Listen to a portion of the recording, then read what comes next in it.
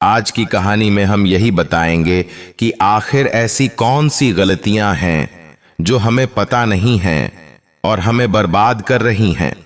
दोस्तों, किसी नगर में एक बड़ा सेठ था। उस सेठ के पास सभी प्रकार की सुख सुविधाएं थीं। उसके पास किसी भी चीज की कमी नहीं थी, लेकिन कमी थी तो बस एक पुत्र की, क्योंकि उस सेठ की कोई संतान नहीं थी। इसी कारण से वह सेठ हमेशा दुखी और चिंतित रहता था।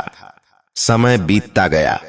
एक दिन उस सेठ को पता चला कि उसकी पत्नी गर्भवती हो गई है। वह बहुत खुश हुआ। उसने अपनी पत्नी का पूरा ध्यान रखा। सेठ ने अपने पुत्र के लालन पालन में कोई कसर नहीं छोड़ी।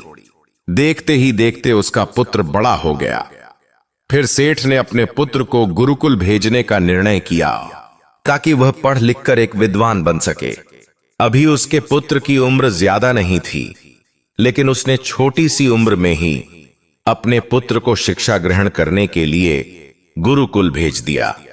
गुरुकुल में वह बालक की अच्छे से शिक्षा ग्रहण कर रहा था। शिक्षा ग्रहण करते हुए वह एक बहुत बड़ा विद्वान बन गया। गुरुकुल के सभी लोग, विशेष रूप से उसके गुरु, बहुत खुश थे कि उसने छोटी सी उम्र में ही सारा ज्ञान अर्जित कर लिया था। दोस्तों, समय कब बदल जाए यह किसी को पता नहीं होता। ऐसा ही उस बालक के साथ भी हुआ। एक दिन किसी प्राकृतिक आपदा में उसके माता पिता की मृत्यु हो गई। दोस्तों, उस समय वह बालक गुरुकुल में ही था। जब उसने सुना कि उसके माता पिता की मृत्यु हो गई है, तो उसे ऐसा लगा मानो उसका सब कुछ बर्बाद हो गया हो। उस बालक का मन सांसारिक मोह माया से बिल्कुल हट गया। उसने अपने मन में ठान लिया कि अब वह अपना सारा जीवन लोगों की भलाई करने में ही लगाएगा। कुछ दिन बाद जब उस बालक की शिक्षा पूर्ण हुई, तो वह सन्यासी बन गया और हिमालय के दूरस्थ जंगल में चला गया। जंगल में जाकर उसने वहां लंबे समय तक तपस्या की। जब उसकी तपस्या पूर्ण हो गई, तो इसके बाद उसने लोगों को शिक्षा देना प्रारंभ कर दिया। समय के साथ उस बालक की ख्याति बहुत दूर दूर तक फैल गई। बहुत से लोग उसके पास शिक्षा पाने के लिए आने लगे और कई लोग अपनी अपनी समस्याएं लेकर भी उसके पास पहुंचने लगे। वह सन्यासी सभी लोगों की समस्याएं बड़ी ही आसानी से सुलझा देता था। धीरे धीरे वह पूरे राज्य में मशहूर हो गया। जिस नगर में वह सन्यासी रहता था, उसी नगर का राजा बड़ा ही क्रूर व्यक्ति था। जब राजा को सन्यासी के बारे में पता चला, तो उसने सन्यासी से मिलने का मन में निश्चय किया। अगले दिन सुबह राजा सन्यासी से मिलने के लिए अपने महल से निकला और उसकी कुटिया पर पहुंच गया। राजा ने जब सन्यासी को देखा, तो वह उसे देखते ही रह गया। उसके चेहरे पर एक अलग ही तेज था। जब राजा सन्यासी के पास पहुंचा, तो उसे अपार शांति का अनुभव हुआ। राजा सन्यासी को प्रणाम करके बैठ गया और उससे वार्तालाप करने लगा। पहली ही मुलाकात में राजा सन्यासी से इतना प्रभावित हो गया कि उसने उसी समय से अच्छाई के मार्ग पर चलने का निश्चय कर लिया। राजा मन में सोचने लगा, इतनी छोटी सी मुलाकात में यह सन्यासी मुझे इतना बदल सकता है, तो अगर यह हमेशा मेरे साथ रहने लगे तो मेरी तो जिंदगी ही बदल जाएगी। यही सोचकर राजा ने सन्यासी से अपने महल में चलने की विनती की। राजा का आग्रह सुनकर सन्यासी मना नहीं कर सका और महल में चलने के लिए तैयार हो गया। राजा ने सन्यासी का खूब आदर सत्कार किया और उसे शाही कमरे में ले जाकर भोजन करवाया। भोजन करने के बाद सन्यासी ने राजा को धन्यवाद दिया और वापस जाने की आज्ञा मांगने लगा। यह सुनकर राजा ने कहा, आप हमारे बगीचे में जब तक चाहें रह सकते हैं। आपको यहाँ किसी भी प्रकार की कोई असुविधा नहीं होगी। आपकी उपस्थिति से हमारी प्रजा को भी बहुत अच्छा लगेगा और हमें भी प्रसन्नता होगी। यह सुनकर सन्यासी ने राजा का प्रस्ताव स्वीकार कर लिया। उसके बाद राजा ने अपने सेवकों से कहा कि सन्यासी महाराज की बगीचे में रहने की समुचित व्यवस्था की जाए तथा उनके लिए भोजन, वस्त्र आदि का उचित प्रबंध किया जाए। राजा की आज्ञा के अनुसार सेवकों ने बगीचे में एक कुटिया तैयार कर दी और सन्यासी वहीं रहने लगा। राजा ने उनकी खूब सेवा की एक दिन राजा और रानी को अत्यावश्यक कार्य के लिए दूसरे राज्य जाना पड़ा। राजा ने सन्यासी की सेवा के लिए एक सेवादार को नियुक्त कर दिया था, परंतु वह सेवादार राजा के जाने के बाद बीमार पड़ गया और अपने घर चला गया और लौटकर वापस भी नहीं आया। जब राजा वापस आया तो सन्यासी ने क्रोध में आकर राजा को खूब खरी खरी सुनाई और कहा, हे राजा, जो जिम्मेदारी तुम पूरी नहीं कर सकते उसे क्यों उठाते हो? अब राजा ने सन्यासी से क्षमा मांगते हुए कहा, हे भगवान, यदि मुझसे कोई भूल हो गई है तो उसके लिए मैं आपसे क्षमा मांगता हूं। आप अपना क्रोध शांत करके मुझे माफ कर दीजिए और मुझे यह बताइए कि आखिर हुआ क्या है। यह सुनकर सन्यासी ने कहा, तुम्हारे जाने के बाद मुझे यहां किसी ने भोजन नहीं दिया और मैं बहुत दिनों तक भूखा ही रहा। मुझसे किसी ने यह भी नहीं पूछा कि मैं यहां किस हाल में हूं और कहा, हे भगवान, आज के बाद ऐसी कोई गलती नहीं होगी। फिर कुछ देर बाद मामला शांत हो गया। तब राजा और सन्यासी के बीच वार्तालाप हो रही थी, तो रानी भी चुपके से यह सब सुन रही थी और सब कुछ अपनी आंखों से देख रही थी। इसके बाद राजा ने कभी सन्यासी को शिकायत का मौका नहीं दिया और उसकी खूब सेवा की। परंतु कुछ दिनों के बाद ही फिर राजा को किसी कार्य के लिए अपने राज्य से बाहर जाना पड़ा। लेकिन इस बार राजा ने जाने से पहले अपनी रानी से कहा, जब तक मैं वापस नहीं आता तब तक तुम स्वयं इस सन्यासी की देखभाल करोगी। दोस्तों, यह सुनकर रानी ने कहा, जी महाराज, आप बिल्कुल निश्चिंत होकर जाइए, मैं सन्यासी महाराज की अच्छे से देखभाल करूंगी। उस दिन से रानी रोज भोजन बनाकर सन्यासी महाराज को दे आती थी। लेकिन एक दिन रानी नहाने के लिए चली गई और सन्यासी को भोजन देना भूल गई। सन्यासी ने काफी देर तक भोजन का इंतजार किया, लेकिन जब भोजन नहीं आया तो वह सोच में पड़ गया कि आज भोजन क्यों नहीं आया। इसके बाद उसने सोचा कि वह खुद महल में जाकर देखेगा कि भोजन क्यों नहीं आया। फिर वह महल पहुंच गया।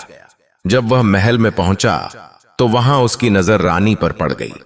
रानी के लंबे लंबे काले बाल जो उसकी कमर पर लहरा रहे थे और रानी की कजरारी आंखें जो उसे देखने मात्रा से घायल कर गई। रानी के इतने सुंदर रूप को देखकर वह सन्यासी चकित हो गया और रानी की सुंदरता सन्यासी के मन में बस गई। वह वहां से बिना कुछ कहे ही अपनी कुटिया में वापस लौट आया। सन्यासी रानी के सुंदर रूप को भुला नहीं पाया। अब वह खाना पीना छोड़कर अपनी कुटिया में कई दिनों तक कुछ भी नहीं खाया, जिसके कारण वह बहुत कमजोर हो गया। फिर कुछ दिनों बाद जब राजा वापस लौटे और उन्हें सन्यासी की हालत का पता चला, तो वह सीधे सन्यासी के पास पहुंचे और बोले, हे भगवान, क्या बात है? आपको क्या हो गया है और आप इतने कमजोर कैसे हो गए? आखिर आपको किस बात की चिंता है और किस गहरी सोच में आप डूबे हैं? क्या मुझसे कोई अपराध हो गया है? तब सन्यासी ने कहा, नहीं राजन, आपसे कोई भूल नहीं हुई है। और यह सुनकर राजा ने कहा, तो फिर क्या बात है? आप मुझे बताइए, मैं आपकी परेशानी जरूर दूर करूंगा। यह सुनकर सन्यासी ने कहा, हे राजन, मैं आपकी रानी के सुंदर रूप को देखकर उनकी सुंदरता के मोह में पड़ गया और अब मैं आपकी रानी के बिना जीवित भी नहीं रह सकता। यह सुनकर राजा हैरान हो गया और कुछ देर सोचने के बाद राजा ने सन्यासी से कहा, मैं आपको रानी दे दूंगा। यह सुनकर सन्यासी बहुत खुश हो गए और राजा सन्यासी को लेकर महल में चले गए। फिर राजा रानी के पास पहुंचे और रानी से कहा, आपको सन्यासी की मदद करनी चाहिए। यह बहुत कमजोर पड़ गए हैं और मैं नहीं चाहता कि किसी ज्ञानी पुरुष की हत्या का कलंक मेरे सिर पर लगे। क्या आप यह पाप अपने सिर पर लेना चाहेंगी? यह सुनकर रानी ने राजा से पूछा, आखिर यह सन्यासी के दुख का कारण क्या है? तो राजा ने रानी से कहा, सन्यासी आपकी अद्भुत सुंदरता के दीवाने हो गए हैं। यह सुनकर रानी ने कहा, राजन, आप चिंता मत करिए, अब आप सब कुछ मेरे ऊपर छोड़ दीजिए। मुझे पता है कि अब मुझे क्या करना है। इसके बाद ना तो सन्यासी की हत्या का पाप आपको लगेगा और ना ही मेरे पवित्र धर्म का नाश होगा। रानी की आवाज सुनकर राजा ने रानी को सन्यासी को सौंप दिया। उसके बाद सन्यासी रानी को लेकर कुटिया पर पहुंचा। जब रानी कुटिया पर पहुंची तो रानी ने सन्यासी से कहा, हमें रहने के लिए एक घर चाहिए। हम झोपड़ी में नहीं रह सकते। यह सुनकर सन्यासी राजा के पास पहुंचा और कहा, हे राजन, हमें रहने के लिए एक घर चाहिए। सन्यासी की बात सुनकर राजा ने उसके लिए घर का प्रबंध कर दिया। फिर सन्यासी रानी को लेकर घर पहुंचा। इसके बाद रानी घर के अंदर गई और नहा धोकर बिस्तर पर लेट गई। फिर सन्यासी भी उसके पास लेट गया। फिर उसके बाद रानी ने सन्यासी से कहा, आपको पता है आप कौन हैं और आप क्या बन गए हैं? आप एक महान सन्यासी थे जिसके लिए राजा स्वयं सारी जरूरत की वस्तुएं उपलब्ध करवाते थे, जिसके पास लोग दूर दूर से ज्ञान ग्रहण करने के लिए आते थे, जो लोगों को सत्य की राह दिखाया करते थे, लोगों की समस्याओं का समाधान करते थे, जिन्हें लोग गुरु मानते थे और भगवान के रूप में पूजते थे। और आज आप मेरे यौवन के गुलाम हो गए हैं। रानी की यह बात सुनकर सन्यासी को जैसे एक झटका लग गया हो। इसके बाद वह सोचने लगा कि वह तो एक सन्यासी है, वह यह सब क्या कर रहा है? अरे, मैं तो सारी सुख सुविधाओं के चक्कर को छोड़कर जंगलों में गया था, शांति की तलाश में। यह कैसा पाप मैं करने जा रहा था? उस सन्यासी की बुद्धि सही हो गई, उसे सद्बुद्धि आ गई। वह जोर जोर से रोने और चिल्लाने लगा और रानी से कहने लगा, मुझे क्षमा कर दीजिए महारानी। क्या कर रहा था मैं आपको राजा को सौंप कर आता हूं। सन्यासी की बात सुनकर रानी ने कहा, महाराज, मेरे मन में एक प्रश्न है, उसका उत्तर दीजिए। सन्यासी ने कहा, पूछो, क्या प्रश्न है? रानी ने कहा, महाराज, जब आपको उस दिन भोजन नहीं मिला तो आप बहुत क्रोधित हो गए थे। तब मैंने आपका यह रूप पहली बार देखा था और तभी से मैं आपके व्यवहार में परिवर्तन को महसूस कर रही हूं। ऐसा क्यों हुआ महाराज? आपको इतना क्रोध क्यों? रानी की बात सुनकर सन्यासी ने रानी से कहा, जब मैं जंगल में था तो मुझे समय पर भोजन भी नहीं मिलता था, और जब मैं महलों में आया तो मुझे सारी सुख सुविधाएं मिली। मैं इन सभी सुख सुविधाओं के मोह में फंस गया, इसके प्रति मेरा लगाव हो गया, फिर मुझे इसे पाने का लालच हो गया, और जब मुझे नहीं मिला तो क्रोध उत्पन्न हो गया। महारानी, इंसान की इच्छा पूरी नहीं होती तो क्रोध उत्पन्न होता है, और अगर इच्छा पूरी हो जाए तो लालच पैदा होता है। महारानी, इच्छा की पूर्ति ही मुझे वासना के द्वार तक लेकर आई और मैं आपके प्रति आकर्षित हो गया। इसके बाद वह सन्यासी रानी को लेकर राजा के पास गया और बोला, राजन, मुझे क्षमा कर दीजिए, मुझे अपनी गलती का एहसास हो गया है। यह लो आपकी रानी, मुझे यह सब नहीं चाहिए। मैं अपनी इच्छा के वशीभूत होकर यह गलत कार्य करने जा रहा था और अपने जीवन को बर्बाद कर रहा था, लेकिन अब मुझे सब कुछ समझ में आ गया है।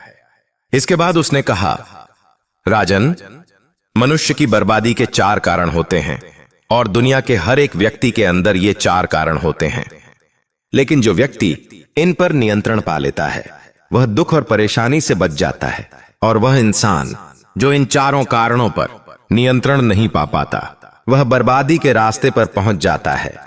यह सुनकर राजा ने सन्यासी से कहा, हे भगवान, आप कृपया करके मुझे वह 4 आदतें बताइए जिनके कारण व्यक्ति बर्बाद होता है। सन्यासी ने कहा, राजन, मनुष्य को बर्बाद करने वाली पहली आदत है इच्छा, क्योंकि इच्छा दुनिया के हर व्यक्ति के अंदर होती है। यही व्यक्ति का पहला अवगुण होता है। जो इंसान अपनी इच्छाओं पर नियंत्रण नहीं रख पाता वह जीवन में कभी सफल नहीं हो पाता। जैसे ही उसकी एक इच्छा पूरी होती है वह दूसरी की ओर बढ़ने लगता है। इस तरह से एक के बाद दूसरी, दूसरी के बाद तीसरी और तीसरी के बाद चौथी, वह इच्छाओं के जाल में उलझता जाता है और फिर वह दुखी रहने लगता है। जबकि जो इंसान अपनी इच्छाओं पर नियंत्रण पा लेता है उसका मन उसके अनुसार काम करने लगता है, और जिसका मन उसके अधीन हो वह परम सुखी हो जाता है। हे राजन, मनुष्य को बर्बाद करने वाली दूसरी आदत है वासना। वासना का जन्म हमारे मन में उठने वाली इच्छाओं से होता है। जिस प्रकार इच्छाओं का कोई अंत नहीं होता उसी प्रकार वासना का भी कोई अंत नहीं होता, और मनुष्य वासना के जाल में फंसता चला जाता है। रावण सबसे बुद्धिमान था, लेकिन उसने भी माता सीता की सुंदरता के फेर में आकर अपना सब कुछ बर्बाद कर लिया। उसकी मृत्यु का कारण एक स्त्री ही बनी थी। इसीलिए हे राजन, जितना हो सके उतना ही वासना से दूर रहना चाहिए। फिर सन्यासी ने कहा, मनुष्य को बर्बाद करने वाली तीसरी आदत है क्रोध। जब इंसान की वासना की पूर्ति नहीं होती तो उसके अंदर क्रोध पैदा होता है, और जब व्यक्ति को क्रोध आता है तो वह खुद पर कोई नियंत्रण नहीं रख पाता। फिर वह गलत निर्णय ले लेता है, दूसरों को भला बुरा कहता है। लेकिन जब क्रोध शांत हो जाता है तब उसे अपनी गलती का एहसास होता है, लेकिन तब तक सब कुछ बर्बाद हो चुका होता है। क्रोध के कारण मनुष्य के कई बनाए हुए काम भी बिगड़ जाते हैं। इसलिए राजन, क्रोध से बचना ही बुद्धिमानी है। फिर सन्यासी कहता है, हे राजा, मनुष्य को बर्बाद करने वाली चौथी आदत है लालच। हे राजा, लालच का फल सदैव बुरा होता है। लालच में पड़कर इंसान बहुत से लोगों का बुरा कर देता है। मनुष्य के जीवन में कभी ना कभी ऐसा समय आता है जब वह लालच कर बैठता है, और अधिक पाने के लालच में वह कुछ ऐसा कर बैठता है कि जो उसके पास है उसे भी खो देता है। अगर समय रहते इस पर नियंत्रण नहीं किया तो यह सब कुछ बर्बाद कर देता है। हे राजन, जो मनुष्य इन 4 आदतों को छोड़ देता है वह एक सफल व्यक्ति बन जाता है। दोस्तों, हर सफल व्यक्ति को इन 4 आदतों से दूर रहना चाहिए, और जो इनका त्याग कर देता है वह एक सफल इंसान बन जाता है। दोस्तों, मुझे उम्मीद है कि इस कहानी से आपको कुछ सीखने को मिला होगा। अगर वीडियो अच्छी लगी हो तो वीडियो को लाइक और कमेंट में जय माता दी अवश्य लिखें। हम आपसे मिलते हैं किसी और नई वीडियो में। तब तक के लिए अपना ख्याल रखना। जय माता दी।